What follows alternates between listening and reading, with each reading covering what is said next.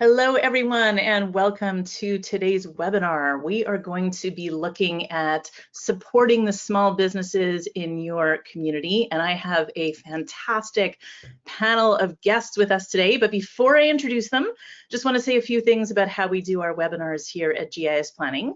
You'll notice that you are muted. However, we really intend this to be a conversation. We welcome your questions, your comments, your feedback, and you can add those by clicking on the questions field in the GoToWebinar control panel on the right-hand side of your screen. I'll keep an eye on those as we're speaking, and we would love to hear from you. So let's talk about small business. I have got three wonderful guests who have given us their time out of their busy days. As you know, just as with small businesses, we know that folks in the chamber world, economic development professionals, and those who work with them are super busy, often wearing many hats at the same time.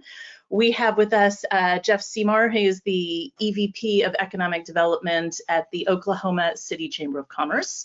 We have Ryan Coleman, who's the Director of Economic Development at the City of Columbia, South Carolina. And we have Annie Colarusso, who is the Director of Partnerships at withco. I am so pleased to welcome you all here today. Thank you so much for joining us. And we are going to start off, this is my suggestion, we're going to start off with presentations or just discussions, introductions, short introductions from each of the folks here. I've told them somewhere between 5 and 10 minutes just to tell us about their context, how they work with small business, any of the interesting things that are happening in their communities. So we are going to start off with you, Jeff, if that's all right today. Sure. I'm going to bring your website up in front of us. So Sure. pass this over to you then. Sounds great. And I just want to say thanks for the opportunity. And Alyssa, I'm just excited about being on a panel with others from around the country. I think we're all sort of trying to understand what maybe the evolution of our role is in this space right now. You know, from a chamber perspective, our chamber is a little bit unique in that we really represent a consolidated organization that looks like what would occur in other communities in separate sort of institutional buckets, all under one umbrella. So we're the chamber, we lead economic development, we actually lead the CVB, and we have a lot of policy roles and marketing roles and other things that sort of fall up under the bucket as well. So we really sort of wear a lot of different hats, to your point. With that said, though, traditionally we hadn't really spent a bunch of time in the small business world, and I will sort of be introspective here and say part of that is, you know, when you look at the overall global economy or macro level economy, we've always tried to move the big rocks in the community. We've spent a lot of time, you know, helping existing large businesses, you know, helping make sure there's a pro-business policy, both locally and at the state legislature, and helping, you know, recruit big companies from outside. And we've always, candidly, in my position, always kind of said, well, there's other folks that are doing small business work in the community, including in the diverse community. And so candidly, when COVID came around, I think it sort of like hit us on the back of the head like a big 2x4 that really the infrastructure that we thought existed in our community really didn't exist. And there weren't these folks that were out there providing hands-on resources in a macro sort of way. You know, there's a lot of folks that were providing a lot of case management and doing everything they could to deploy resources, but the overall infrastructure was fairly weak. And we also, I don't know how others feel, Ryan and Annie, but you know, we also saw really the fragility of our small business community. Oklahoma City, like many others, I'm sure, has really worked hard to build a sense of place, and the texture of our community is really built on the success of our local restaurants, our local retailers, you know, the local service providers who really make up the texture of Oklahoma City. And I think we realized that the runway of their financial success was very, very short, particularly when they were all shut down. So with all that said, we were one of the partners that really kind of jumped in the mix early to try to figure out how we could deploy resources to be effective in this triage environment around COVID. So among many partners I represent, I mean, candidly, if you look behind me virtually, you'd see probably 60 other people and organizations that really stepped into the fold to help make our programs work.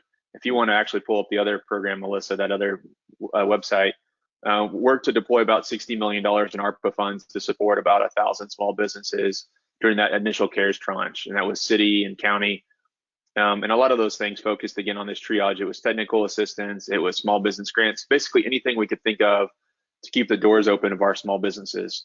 one of the things we saw in that conversation was, again, that even though all these dollars were flowing from so many different areas, the federal bucket, the state bucket, that really we were still missing a lot of folks, particularly in the minority community, that for a variety of reasons weren't getting access to the funds or weren't actually comfortable going out and chasing the funds, or didn't have lending relationships to get them in a position to receive the funds as well. You know, a lot of those federal funds really relied on existing business relationships or banking relationships to receive them. So that was CARES. Moving into ARPA, we've really tried to say, if CARES was triage, what do we need to do to build capacity longer term? And so using ARPA funds, we're one of a coalition to really say, what other gaps exist? I do think, and maybe Annie or Ryan have similar experiences, this one-on-one case management of individually helping in individual businesses, particularly in our minority community, is still a really a significant gap. We also know that we need to particularly spend time and dedicated resources in supporting acceleration of minority founders. So rolling out some new pre-accelerator and accelerator programs and mentorship programs. And then we really see this big bucket around supplier diversity being something that we haven't done well as a community for many, many years, either on the corporate side or again on supporting small businesses. And so I would just kind of wrap up my comments by saying, the last few years have provided a lot of ability to be very introspective, pointed out a lot of gaps, and some of the ways we see ourselves as leading in this work, but also it's just sitting at the table with the folks that have been doing this work for a long time in many parts of our community and figure out ways that we can help resource them better and build capacity for them to be more successful long-term, not always just doing the work ourselves. So I'll kind of stop there, and I appreciate the opportunity. Excellent. Okay, thank you. So many interesting points. I've been taking notes here as you're speaking, and we will touch back on this as we look at questions. And I know some of you have asked, yes, I will be sharing these website links with you in the follow-up emails. So if you want to take a look at some of the things that specific to, for example, what the Oklahoma City Chamber is doing, then I'm happy to share those with you as well. So. Well, thank you so much. And thank you for giving me the opportunity to join today. I'm really excited to be here. I'm going to share a little bit more about my company, withco, and how we partner with local economic development leaders, so listen up, Brian and Jeff, to support their small business communities. So we'll go to the first slide. So I think that small but powerful is an apt name for this panel. And, just to maybe pull out a few stats that we all know about the impact that small businesses have on our economy, both local and national. I think that the one that really resonated with me was the 2019 SBA stat that small businesses account for 44% of US economic activity. And, just to play off of something that Jeff said, so many of our small businesses struggled during the pandemic, and I think continue to struggle. And we're finding that where I live in New York City, for example, there's been a lot of closures of small businesses who have been unable to maintain their commercial leases. And so my company, withco, is really working to solve what we think is a problem with the traditional commercial lease, that our traditional leases really aren't serving our small business communities. They can be expensive. They can not give small businesses the security of a long-term future for their business, can prevent them from really investing in that building itself.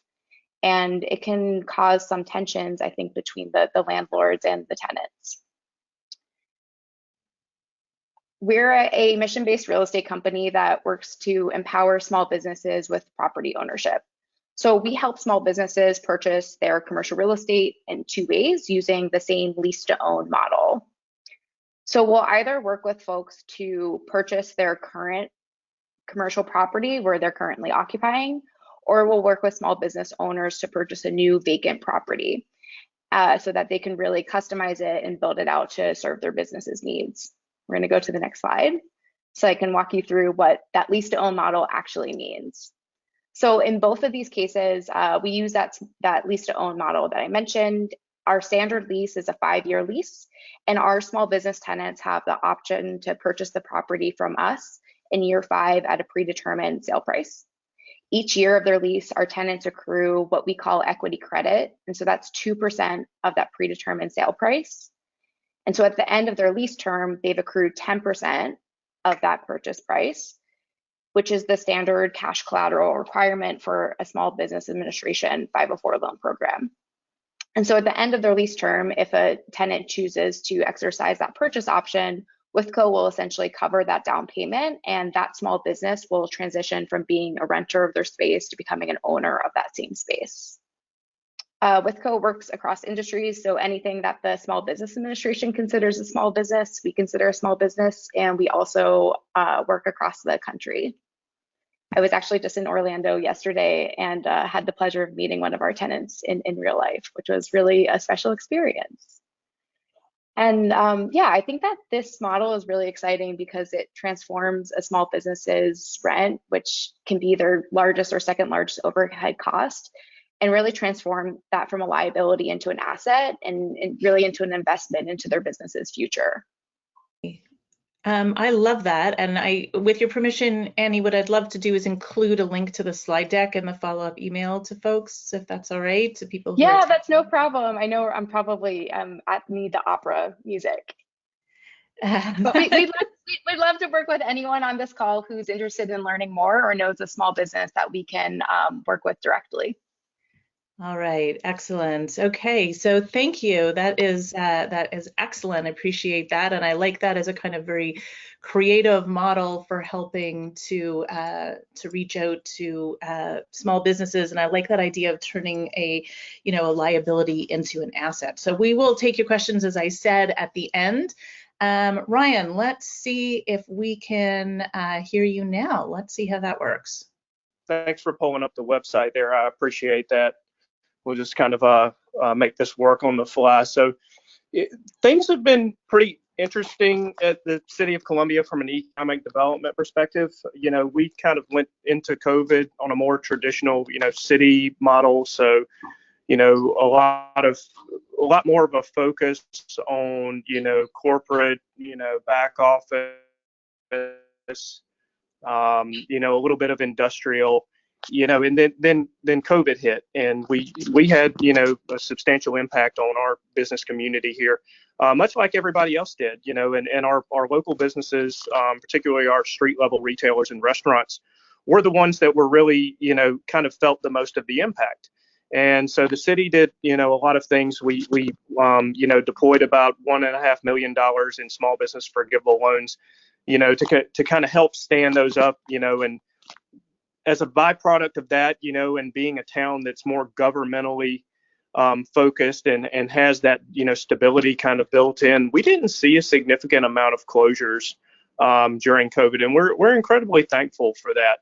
And so, coming into this recent year, we've had some turnover in our council. We've got a pro-business mayor who's a former restaurateur. We've got one of our council members, Councilwoman Herbert, she formerly ran our Office of Small Business here, the Office of Business Opportunities at the City of Columbia. We've got a former State Secretary of Commerce, Councilman Taylor, who chaired, economic development at the state level. And so what we've really seen is there's a much bigger priority and focus on business now, particularly going forward. And we realize we're not without our challenges here in the Columbia area. We've typically had to deal with, issues such as high property taxes. Regulations can get a little bit, onerous at times. But the new council's really kind of taken the bull by the horns here. And we're really focused on, urban oriented recruitment, development, recruiting investors to the area. So we're kind of lagging behind some of our peer cities, such as Greenville and Charleston, and the amount of apartments that we have in our downtown area. And that's really where our effort is focused now. It's in bringing that investment and those developers in, but there's also a much bigger focus now on recruiting restaurant, on recruiting retail, on helping our local small businesses, on working with our 6 different business districts here in the area. Alissa, like I said during our conversation the other day, we are less focused on the incentives to bring business in now, and the priority now is removing the disincentive to doing business. So we want to roll out these programs that have a positive impact for everybody, not just the big developer, but for the local fellas here that have been, operating a restaurant or retail shop for 10 or 20 years. And so one major thing that we've been working on is tax modernization program that would help reduce, the overall property taxes for everybody. So, now, whether you're a developer coming in or whether you're an existing business that's been here for a while, we want to level that tax burden playing field for everybody across the board. And then the other work is the business-friendly, initiatives. And thank you for going ahead and pulling that page up. And that is really focusing on some of the smaller processes and regulations that tend to prohibit, new restaurants or retailers from opening. And so we're doing things now such as reducing and eliminating our parking requirement for businesses that are under 7,500 square feet in size. We want to encourage that density. We want to encourage, more people being efficient about their parking. In enhancing our grease trap program. So we've got a $5,000 matching grant that we give, a restaurateur who needs to upfit a space and make it restaurant conforming. And we're talking about upping the amount of that program. We want to make that paperwork quicker and easier to do, taking all of our business license approvals online. And then we've now got a project manager who works specifically with businesses on getting open, so helping them get their permits pulled, helping make sure that building or that fire inspection happened.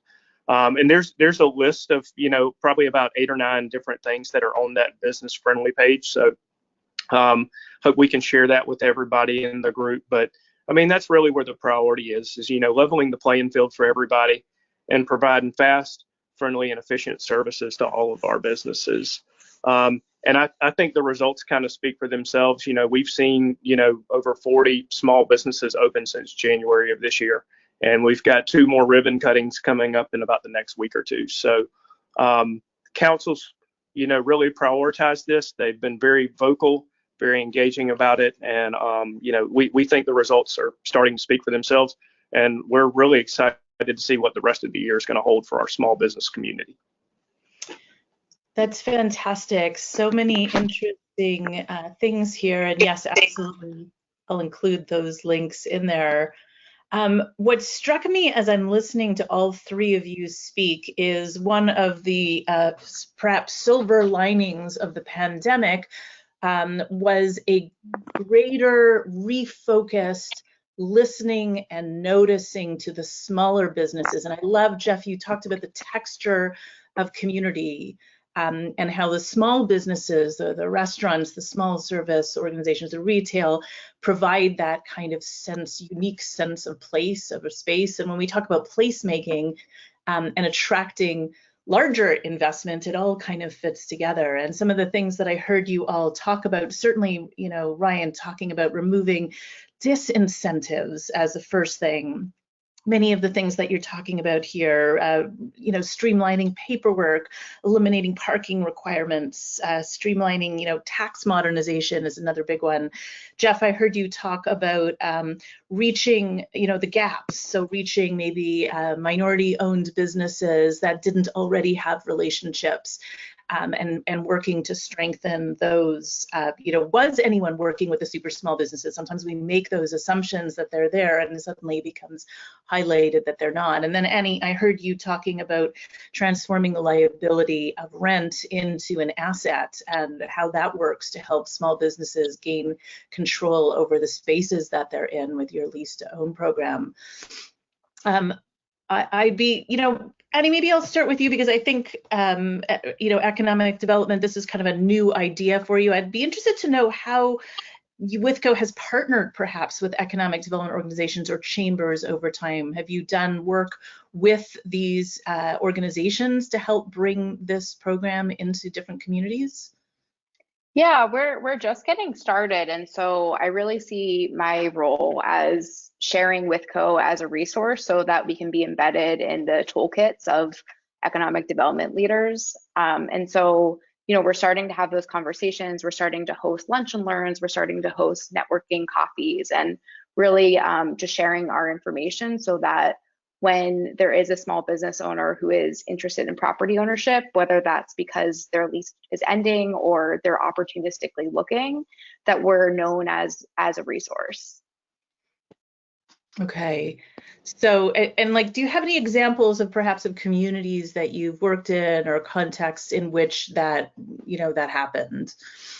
Yeah. So we're we're making a concerted push in North Carolina. And so mid-October, we're doing almost like a lunch and learn roadshow with a few chambers of commerce across the state.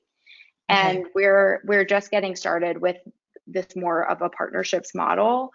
Primarily before this, we've been going with a real estate first approach. So looking first at for sale properties. And we're now transitioning to keep that up, but also have more of a small business first approach where we're more of an educational outreach approach. Okay, interesting. And then Jeff, I'd like to just ask you a little bit about this idea of the gaps, of finding those spaces. How did you notice them? Like, that idea of listening or noticing to small business. Did the businesses come to you? Was this something that became clear to you guys at the chamber as, the pandemic ramped up? I think sort of underpinning all of this work is relationship. I mean, I think that's sort of the consistent theme I'd throw out there too. And I think a lot of what sort of came to us was, as we were deploying money, we were also trying to track placement. We were creating heat maps internally and trying to track the data of where the dollars were going. And so you could really see clear disparity of where the dollars were going and also where they weren't. And particularly when you overlay that against certain neighborhoods, you could see, well, honestly, crud, there's just places where the dollars aren't flowing into. And so then really kind of going back to some relationships and saying, like, why is this not effective? What's not happening here, and why are these funds not getting deployed? And that's, I think, when we sort of saw, like, in the case of like PPP, if you didn't have an existing long-term banking relationship and a banker that would advocate for you and honestly handhold your paperwork, you probably weren't getting those funds.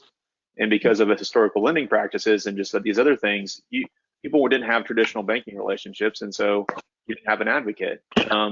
Right. Candidly, even when we were flowing some of our other funds that had sort of this tail of being associated with federal dollars, there was skepticism of receiving those funds because of some historic challenges, but also, putting public information out there publicly about who you are and your company. Also, that's a bucket. And another bucket was, a lot of our smallest businesses and micro businesses in particular really operate, on pieces of paper and not always in a formal documented fashion. And so there's all these structural issues that we saw. And I think kind of coming out of that, we just had to stop and dig deeper into who was really in those communities and how we could better partner with them as we sort of tried to roll out new initiatives moving forward. Okay. Jeff, can I ask how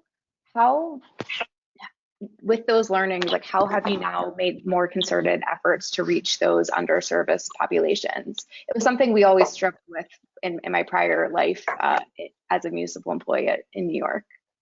Yeah, and again, this is like, I don't have a perfect solution. What I can say though is like really trying to have hands-on relationships with the folks that are the closest to the actual population. So in our case, there's a Hispanic banker that has a lot of close relationships. So Hispanic Chamber, Hispanic bankers, the Urban League of Oklahoma City, the Black Chamber, business advocates in those communities, just trying to utilize any sort of relationship we could have. And also really having also our PR team really candidly, in some cases, go door to door to businesses individually and ask them, hey, have you heard about this program? Making sure things were available in Spanish. I still think we haven't really solved the whole puzzle. Candidly, a lot of ours, we've seen a lot bigger uptick in the African American community or Black community in receipt of programs, but not in the Hispanic community. So I think we're still trying to tap that, but very relationship based and having specific people that could kind of speak directly to the community. Would it be fair to say that, it's to some extent, it's kind of an organic process, right? Like this is not something you can implement immediately. It takes time to build rapport. It takes time to build trust. It takes time to make those connections. Absolutely. And I mean, I think that's the biggest thing is candidly, we were trying to rebuild some trust in a very short amount of time that hadn't existed for a very long time. So, I mean, there's still some things, we still have a lot of work to do on some of those fronts. I love the idea of going door to door and actually face-to-face encounters with the business people on the ground. Ryan, is that, I know that you guys were very, very active early on in the pandemic. You were actually one of our first clients to say to us, we need to get this additional data on there. We always say we get our best ideas from our clients, and you came to us and asked us to put those things where you could map, businesses that were open, for example, with our Zoom business tool. Tell us a little bit about what that looked like for you and how that's translated. I guess I'm going to say post-pandemic. I know we're still dealing with it, but of course we have turned a corner. Yeah, I mean, early on, I think that was a really helpful tool, where we were able to disseminate information, particularly in the wake of you had the public that wanted to still consume the goods and services and couldn't in a way that they had traditionally. And you had businesses that were really trying to figure out, well, how do I survive to fight another day? And through, using, y'all's technology, we were able to kind of keep this map updated where we could, keep, business listings out there, who's open, what are their service levels now? What days are they open? Are they doing pickup only? Do they do delivery? I mean, we used a combination of that and just good old fashioned Excel sheets where we would collect the information from our business districts, essentially like every week. And we put out an updated listing, putting the information on the map in one spot and then putting out the sheets in the other saying, well, if you want to go still pick up a pizza or you need to, stop by your local favorite clothier, you can still get it. And here's when and where and how you can get it at. So I think that was pretty helpful. And, we were all trying to build the plane as we were flying it, so there was a lot of, experimentation going on and everybody just kind of trying to see, what worked and how you could get the information out there. I mean, part of the reason this was so effective for us was the idea initially came out watching some of the media outlets out there posting a who's open for business. And that was good, but they didn't keep it up to date and it wasn't centralized, and so for us, we were able to stay in touch with the business association heads pretty much every day, every other day. They could send the information to us. We could keep it uploaded in local spots, and we were able to kind of consolidate, that interest and attention. And it's been very helpful. It's not something that we use as much now in that format, but we had some of the commercial brokers who picked up and started using the platform. And I think it got a lot more visibility, on our site tool and our demographics as well. So we've translated that, into some back end use and traffic now that we don't, have to publicize, the who's open this week information as much anymore. And how, Ryan, I'm just interested, like Jeff was talking about the micro businesses or businesses, maybe the minority owned businesses that don't necessarily have those established relationships, maybe with a chamber, an economic development organization. I've had other clients talk about millennial owned businesses. You can't always assume, there's an economic development organization out there that could help them. What kinds of efforts are made to reach those business owners that maybe don't have or didn't in the past have that relationship? Yeah, I mean, we want to serve everybody at the end of the day, but like everybody else, we're limited, by staff levels and time and availability. I think one of the best mechanisms that we have is just really going out, being at public events, going to the places where these micro entrepreneurs are. So, we've got a female led co-working space here. They have been gracious enough to have me, a guy, come in to speak with them, which I was very appreciative of. I mean, I identified 3 different young ladies who were starting businesses in physical health. One was an artist who was looking to grow into her own space. Two of them produced, this alcohol infused artisanal jams that they make, and it was just from going and meeting them where they were. Now you have to kind of be efficient about it, so it's helpful if you can find these places where they're kind of congregating on their own. But for us to really connect with those people out there who aren't established in a brick and mortar, it's going to the meetups, it's going to the co-working spaces, and it's just good old word of mouth referrals. I mean, every time I meet with any business owner around here, hey, if you know somebody that needs some help, please get them connected with me. If they're having an issue or if they've just got any questions, anything we can help out with. I mean, we have to turn our community, our businesses, and our citizens into our advocates. And if you think kind of efficiently about that, and you build those relationships, and by way of that, build those referral mechanisms, then I think it really helps take some of that weight off of our job into where we have to go out and find people. We need to make it easy for the people to come and find us.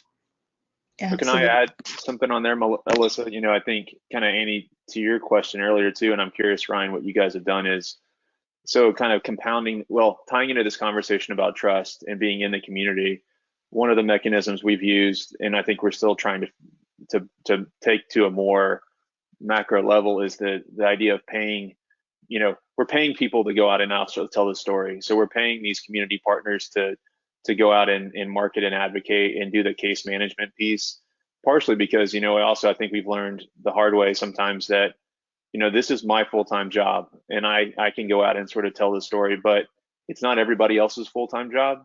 And we have to pay people the time that we have to pay people what they're worth to go out and be advocates for us. So we've carved out some of our funds just to pay community partners to really go out and do this work on our behalf in the community and not only build the rapport, but also do the engagement stuff. That I think that was something we learned from sort of phase 1 cares into phase 2 ARPA stuff.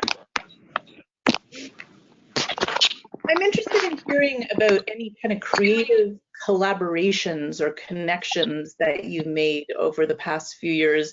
Annie, with withco, I think it's a really interesting idea to partner with chambers or economic development organizations that are speaking to the small businesses. If rent and leasing to own is a big stumbling block, we know that so many small businesses fail within the first 5 years.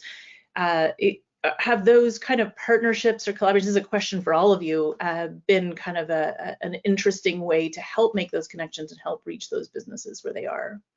Yeah, definitely. So I'm calling in from New York, but we actually operate all across the country, and in fact, all of our properties are not in New York. And so we really rely on community leaders and stewards to have the boots on the ground knowledge and trust of individuals, and we really see them as like the right conduit to share what we're about. I think in addition to that, we've also started to engage financial institutions, because we really see this 5-year lease term as being prime time for some technical assistance, right? Just because a small business maybe can't qualify for an SBA 504 loan today doesn't mean they can't in 5 years. So it's two things, right? It's like accruing that down payment, but it's also maybe getting your credit score up to snuff. It's maybe having the 3 years of operating history that you need. Okay, that's interesting. Yeah, working with those banks. I know economic developers have also talked to me about the other third parties who might be involved, whether it's supporting businesses or investment attraction, things like lawyers, accountancy firms, banks, often know before, they often are the ones who have those initial relationships with either new, relocating, or existing businesses. So SBDCs may be another really interesting place, business accelerators. And I think also, Jeff, and maybe this is a question for you, is this kind of really renewed relevance and importance of the Chamber of Commerce in advocating for their members and creating those connections? I think it is. I mean, I'm sure others would just in general say that the work of evolution, or the work of economic development, continues to evolve at a pretty fast clip. I think we're, like Ryan said, I think we all kind of had these lenses we used to use of very traditional buckets of work. And even if that included innovation and entrepreneurship, it probably wasn't as far reaching as the type of work we're talking about today. I think in many ways, what I'm most excited about is just continues to build these informal partnerships in our communities where a lot of folks are not just meeting on a formal basis, but breaking bread together. We're building friendships and relationships that can really think about what's next. Like I'll give an example. We're working on establishing a film and music office locally, and a lot of the same players that were involved in this work are now involved in that work because we're trying to reach the same communities to help create a package, an opportunity for everybody to tell their own stories. So it's really just cool to see how this one piece of work is leading into so many other opportunities to partner together. I love that. That's really wonderful. And I guess I think that also brings back your idea of the texture of place. When you have those partnerships, those alliances, and people working together, there is that part of texture that we don't always see, but it makes a difference in a business community. Yeah.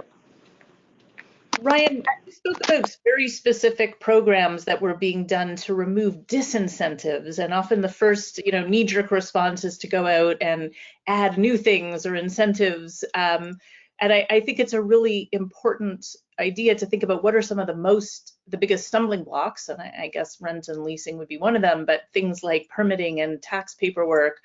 How did you identify those programs? I know that a lot of this came from the council. I know you said you've got a really fantastic council. Where did those particular list of things come from? I think a lot of it is just from their personal business experiences and from feedback from the development community. So if you're engaged with your local developers or your out-of-town developers or your commercial brokers, or your serial entrepreneurs who are, starting their third or fourth restaurant, you can start to pick up on where the trends are on, well, hey, this grease trap is costing me an extra, 2 weeks of approval time, and they're really expensive now and they're hard to source. We need to shrink that gap.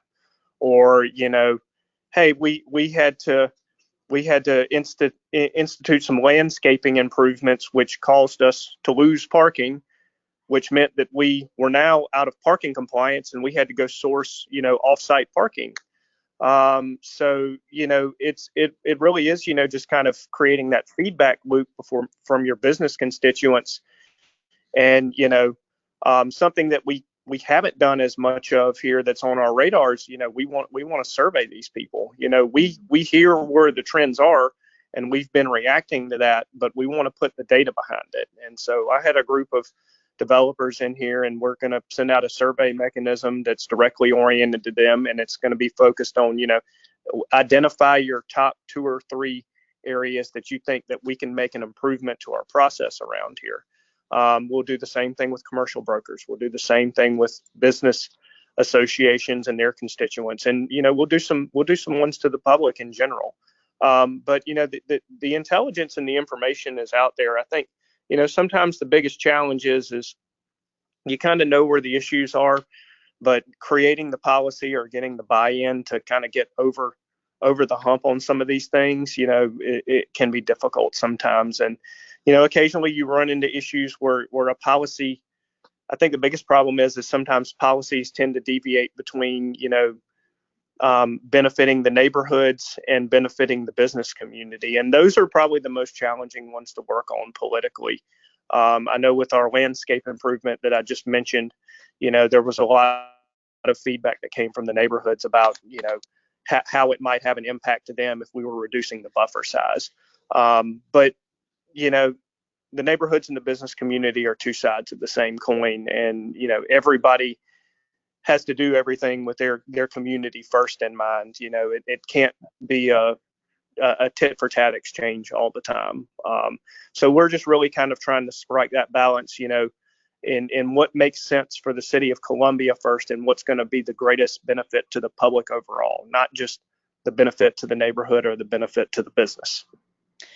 Yeah, that's a really important point. I think when you have like a bigger area where the different neighborhoods with their own unique character and different maybe challenges and opportunities, is to get people working together and not just thinking about their own little part of the playground. Yeah, I think one of the best statements that came out of it, because we were kind of calling these things business first initiatives, early on.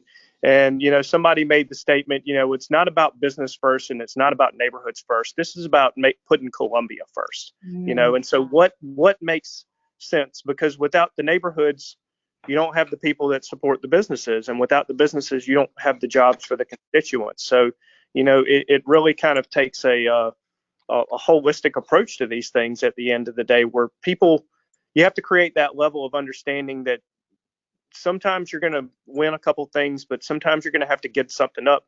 At the end of the day, it's for everybody's benefit. Yeah, that's a great line, that it's really about Columbia first, and that, the rising tide lifts all boats if you're all working together on something like that. I think that's important. And sometimes things like, grease traps are not like a super exciting thing, but if this is really a serious disincentive, or parking, for example, that's something that can make a big difference to businesses that are trying to, make it from month to month and quarter to quarter. And that will make a difference in what your main street looks like in those other commercial areas. And you have to consider, cost for grease trap systems may have been south of, depending on where you're installing at, could have been south of, $30,000, $40,000, $50,000 2 years ago. I mean, they're above that now, and if you're a small business just scraping together to try to get open, I mean, that is a significant hit to take, and that can be the difference between having a new business open and not, Yeah, definitely. Talk to me about workforce issues and talent attraction. I know I'm up here in Canada, in Montreal. I know that a lot of small retail, small businesses, restaurants, service operations are just struggling to get the labor that they need. So some restaurants, reducing hours or closing certain days of the week because they just cannot get enough people into work. Is this something you're hearing from your small businesses? And what, if anything, could you do to assist them with that? You want me to take that first? Sure, go ahead. Okay.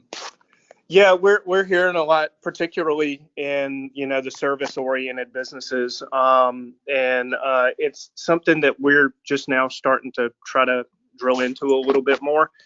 And so one thing that we've been kind of kicking around, is how do we maybe activate our business associations a little bit more and kind of work with them. They're on the ground at a more micro level than we are.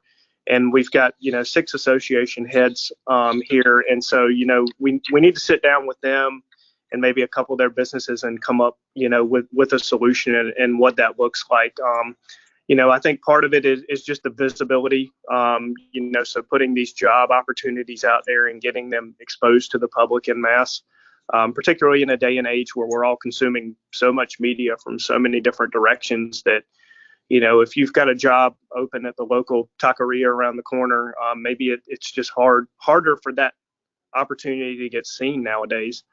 But, we have the benefit of having, 6 universities and, we've got over 50,000 students that come through each year. And thankfully, they're all back in school right now. So I think that's kind of the approach that we're going to take, is how can we work together to maybe do a better job of exposing these opportunities and just getting them out there, because certainly, from a college workforce perspective, there's not a lack of people here that can fill these jobs, so how do we fill that mismatch? And the other tough part is going to be, and I'm not even sure how we address this. Maybe, our other panelists will have some insight on it, but, where wages are nowadays, people have typically paid these service positions, in the $7 to $10 range. And, now service industry jobs, can go for $15 an hour and up. And so for a really small restaurant, how do you remain competitive when your salaries and your overhead for your workforce have gone up in such a manner? And that's the thing. That's the part that I'm really concerned about, that we haven't even really started to scratch the surface out on here, because I think for the locally owned small business, they are really going to be at a competitive disadvantage, with what they're going to be able to pay people. Right. Yeah, that's a good point. What about you, Jeff? Is that something you're hearing from your local businesses? Yeah, I mean, and I guess it's Ryan, probably all the peers that we talk to. I mean, I think there's a consistent, labor disconnect in the labor market, or a gap, significant gaps in the labor market. For us, I mentioned earlier that one, the work is evolving, but also so many good conversations opened up in the last couple of years. For us, we're a lot like Ryan in that back office is a big part of our growing economy, and so. In one way, it was really good because all of our restaurant and retail folks, in some ways, a lot of them had a place to go and land, in that there was a chance for them to move up higher in the food chain and move into more stable careers and with more benefits and things like that. But it did leave a significant gap underneath that. I think one of the things that has happened also good is that this conversation opened up about, not just employment and skills. I know we've all talked about, certificates versus degrees and stuff, but also tapping into different populations. For us, we've been involved in criminal justice reform for a long time, and we see second chance employment as a place that was an untapped resource for a long time. We also see, the use of dollars that, including like these ARPA funds, to actively help retrain in place, especially folks that have been working with these diverse populations for a long time, and helping them have more resources to put more people back to work. So I still think there's a tremendous imbalance, but we are seeing at least there's opening up of different conversations about how can we lower the barriers for someone to actually get into an employment and provide them some tools and resources to adjust. That's great. Excellent. Okay, thank you. Just a reminder to everyone listening, I have had some questions come in that I passed on, but if you have questions, we still have a few minutes left. You can put them in the questions fields in the GoToWebinar control panel. Annie, tell me a little bit about what could, let's say we have a lot of communities from across North America attending today. If they're interested in bringing a lease to own program to their communities for their small businesses, what would that look like? I mean, other than getting in touch with you, how does the process start? Yeah, that's a great question. So our process starts by us meeting with a small business to understand their business goals. Of course, we have a conversation that overviews what our lease entails, what the purchase option entails, and we then underwrite that small business, requesting some of their business performance documents to really understand their purchasing power, right? Like what they can afford, and use that information to partner with a local commercial broker, sometimes local economic development folks, to identify properties that may be a fit for them. And from there, we evaluate that property with that small business to see if that works. And if let's say an economic development organization, a chamber wanted to connect with you to think about like community-wide, bringing something like that in, are there events we could hold, a webinar, a workshop that maybe something that could be offered to a local community just to profile this option? Yeah, absolutely. We're always looking for opportunities to share what we do, to brainstorm, and to really, I think, collaborate with local leaders on something just like that. We could do, a Know Your Purchasing Power workshop where we can do a quick and dirty assessment of what is available in the area and what a small business owner can really afford. So a question for you, someone asked, what would we have to vet our businesses for before they would meet with you? Are there certain questions that should be asked to help kind of make that connection with you? Yeah. So we first and foremost ask about an intent to own, right? Does someone want to be a property owner? It's not for everyone, but it is great for some folks. So that's the first one. Also looking at operating history, we look for individuals who have a year or two of operating history in that venture, so that we can look at those past revenue numbers to project out in the future with them. And then from there, we'll take it in a conversation. Okay, that's great. Excellent. That's very helpful. A question for you, Ryan. Can Ryan give an example of the barriers removed rather than providing incentives, and possibly what steps were taken? So while we do this, I'm gonna just bring your flyer back up because I think there are some good examples here if you just want to speak to them, Ryan. Yeah, so I'll take the first one, which is eliminate the water and sewer change of use fee. These are called expansion fees or impact fees. They go by a lot of different names, but probably most of y'all are familiar with them. Somebody wants to open a restaurant in a space that was formerly a retail space. And these fees are essentially charged. They're basically a fee that accounts for future growth of the sewer system that's needed to handle that wastewater treatment capacity. And it's good and it's well intentioned. And I think for large multifamily projects or manufacturers that use a high volume of water, certainly that is needed. For a small business owner, it's a punitive charge. If you're going from a retail to a restaurant conversion, and now you're being charged a $20,000 impact fee, again, that can mean a very big difference for a small business owner. And on top of that, I think there's a lot of challenges with it because people don't see what they're getting for the impact fee. So if I pay, my tap and my meter fee, to the city, well, I know what I'm getting. You're putting physical infrastructure right in front of my business that's going to provide me my water that comes in. An impact fee to a lot of people seems arbitrary because they don't understand what they're getting out of it. They don't see, what it does for them. And so, it's just kind of one of those things of like, well, hey, we do need to account for future growth.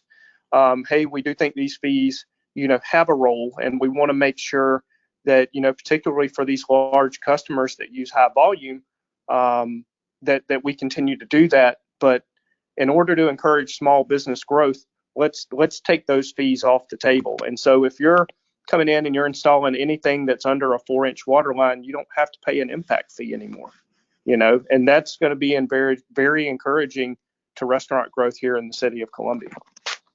So I've taken the liberty of copying the link and pasting it into the chat for everyone here, so you can open that in your control panel, and I've shared it with the whole audience so you can actually view this PDF. Mm-hmm. I'll share it again in the follow-up email. Please. So I think that's really helpful because there's specific measures.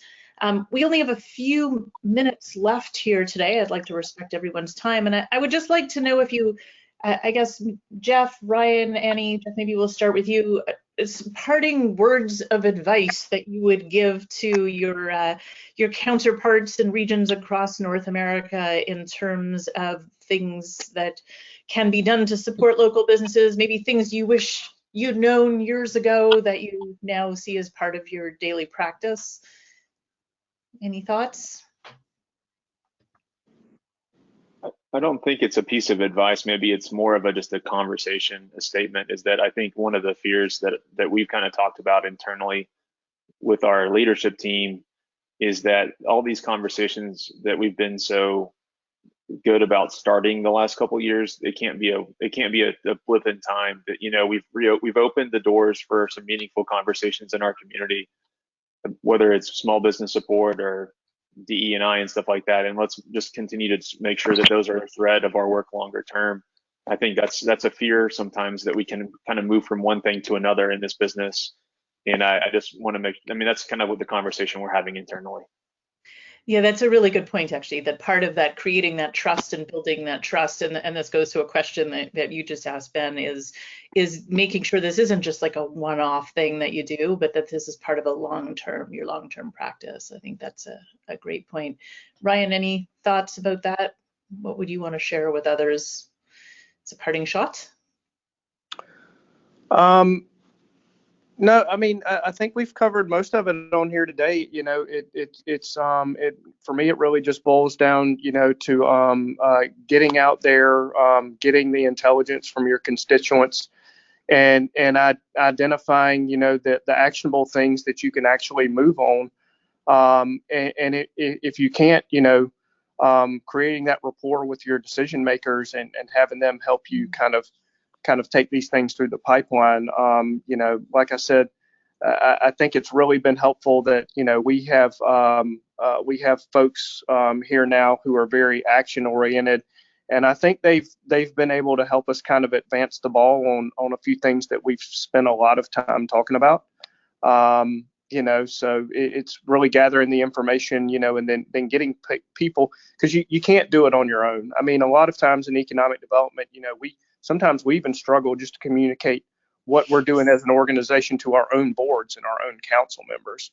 Right. So you've got to build that team. You've got to build that network, whether it's your in-city network, your in-chamber network, your business partners, really building that team and help, you know, getting those folks on board who can help you, you know, advance your mission. And like Jeff said, you got to stay the course. We're always going to get pulled off to deal with the fire of the day, but, you know, you have to constantly be coming back, you know, to that item or those couple of items that you're really kind of trying to work on, because it's really easy to get, you know, distracted when there's 100 different, you know, emergencies to deal with. So you got to stay the course, you know. So I think you've just given me an idea for a future webinar is, you know, developing rapport with your city council or local government, regional government, county government, state government. I know that not everyone has it as easy or as wonderful a relationship as you clearly do, and I think that'd be interesting. So, but I think it's excellent advice. Annie, what about you? Any parting words here? Yeah, I will echo what my colleagues just said, and also just say that I think so much of what we should be acting on needs to be informed by both data and by anecdote, and to not lose sight of like the question, what are we trying to solve for? Or who are we trying to solve for? Yeah. Yeah, no, absolutely. It's about people ultimately. I would like to thank all of you, certainly my panelists, Jeff, Ryan, Annie. Thank you so much for taking time out of your super busy days to join us today. I recorded this conversation. I will be sharing this in a video. Everyone who has registered will receive that. I want to thank all of the attendees who've taken time out of their busy days, and thank you all for the work that you are doing for your communities, which of course benefits all of us. I wish you all a wonderful day. Thanks again. Bye-bye. Thank you. Bye. Thanks, y'all.